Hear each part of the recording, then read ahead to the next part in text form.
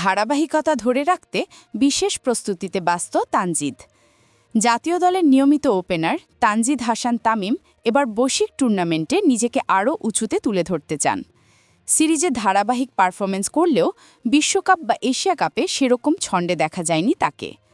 ব্যর্থতার সে আক্ষেপ ঝেড়ে সামনে আরও শক্তভাবে ফিরে আসাই এখন তার মূল লক্ষ্য।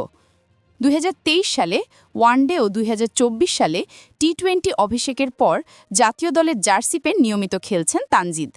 28 ওয়ানডেতে তার রান 558, গড় 20.66। টি-20তে 45 ম্যাচে করেছেন 1120 রান, গড় 28। আন্তর্জাতিক ক্রিকেটে ওপেনিংয়ে নিজের জায়গা পাকাপোক্ত করলেও বৈশ্বিক আসরে এখনও নিজেকে প্রমাণ করতে পারেননি তিনি। 2023 ওয়ানডে বিশ্বকাপে 9 ম্যাচে করেছিলেন 145 রান, 2024 টি-20 বিশ্বকাপে 7 ম্যাচে করেন 76 রান। সর্বশেষ এশিয়া কাপেও 5 ম্যাচে করেন 67 রান। বৈশ্বিক টুর্নামেন্টে ব্যর্থতা প্রসঙ্গে তানজিদ বলেন, আইসিসি ইভেন্টগুলোতে আমি আমার সামর্থ্য অনুযায়ী খেলতে পারিনি। সিরিজগুলোতে ধারাবাহিক পারফরম্যান্স করলেও বড় টুর্নামেন্টে সেটা ধরে রাখতে পারিনি। এটা আমাকে ভীষণ খারাপ লাগায়।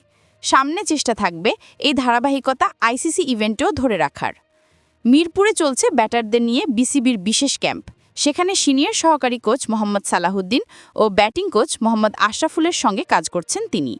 আসন্ন বিপিএল ও টি-20 বিশ্বকাপকে সামনে রেখে এমন প্রস্তুতিকে ইতিবাচক হিসেবে দেখছেন এই বাঁহাতি ওপেনার। তিনি জানান, ক্যাম্প খুব ভালো যাচ্ছে।